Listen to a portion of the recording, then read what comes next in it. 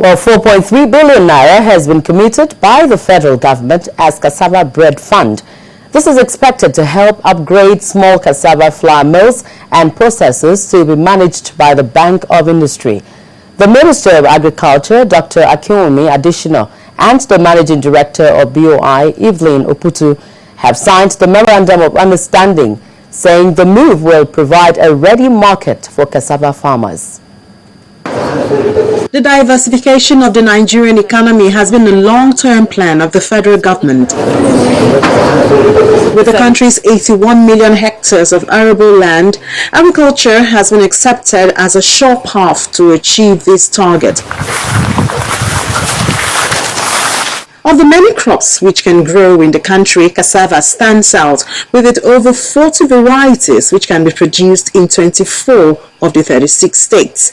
Nigeria is currently the largest producer of the crop, but the question before now has been, will there be a market for the crop? As we speak today, 6 industrial corporate bakers and 20 master bakers produce cassava bread regularly with at least 20% high-quality cassava flour. Nigerians like this bread. I love this bread. It is healthier bread, it is tastier bread, and it is cheaper bread. And the demand for it is rising by the day. The Cassava Bread Initiative promises to increase the agro-industrial revolution even more as the Federal Ministry of Agriculture signs a 4.3 billion naira MOU with the Bank of Industry for the Cassava Bread Fund.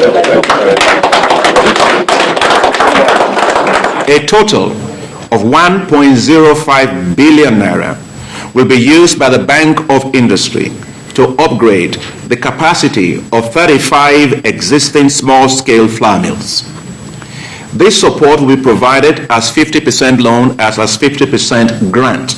Only thing I ask of the stakeholders is that they demonstrate the resilience, the commitment, the persistence that you have seen the Honorable Minister demonstrate. The loan is to be made available at a single-digit rate. We've always been involved in the processing of cassava, but there were strangely difficulties because the end user that was anticipated was not there at the end of the period. In the next 1 year, it's expected that the Cassava Bread Fund will produce at least 5,000 bakers and many more SMEs producing cassava flour. Ini Thompson reporting for Channels Television News. And away from the Cassava Bread Fund, Fidelity Bank PLC has formally informed the Nigerian Stock Exchange of the retirement of its Chief Executive Officer, Mr. Reginald Ihejiahi.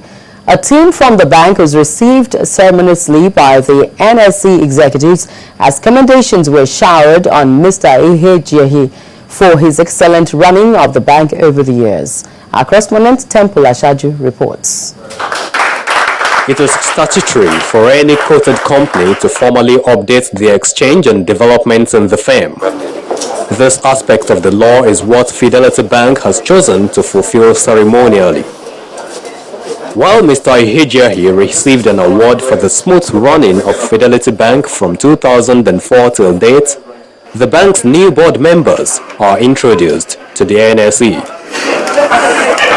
Then more accolades from the outgoing CEO from the stockbrokers as he rings the closing bell.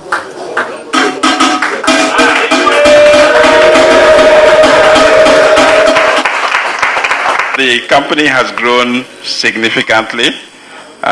We had done 2 landmark transactions that will be of interest and continue to be of interest to the exchange.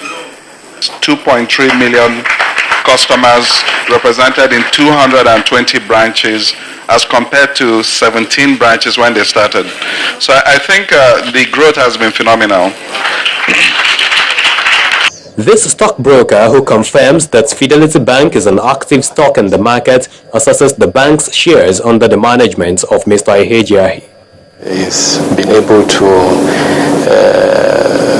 run it profitably and also establish it as a stable business entity. And so one is therefore not surprised that investors' confidence in that bank has remained sustained. Fidelity Bank is one of the few banks that never sacked any of its staff during the recent crisis in the banking sector. And Mr. Ihejia here remains highly respected for this record. Temple Ashaju, Channels Television News. Track record, you say there. Now, trading at the Nigerian Stock Exchange didn't look too good today, ending the trading week with a 0.50% drop. Bisi Koka is here with the analysis. Hello and welcome to the Stock Markets Reports. After posting gains for 2 days in a row, sell pressure returned at the Nigeria equities markets on the last trading day of the week as the all-share index took a few steps backwards, dropping 0.50% to 39,562.75 points. Market capitalization also dipped to 12.6 trillion naira. Leading the price decliners is Nigerian Breweries with a 6 naira 47 kobo loss, followed by Nestle and GlaxoSmithKline. Now, investors favored the shares of UACN, Dangote Cement, and Champion Breweries. Transnational Corporation of Nigeria led market volume with 172.54 million units. At the end of Friday's trade, total market volume was at 698.89 million units, exchanged in 4,478 deals and worth 4.49 billion naira. And that's a wrap on the stock markets reports. I am Bisi Koka.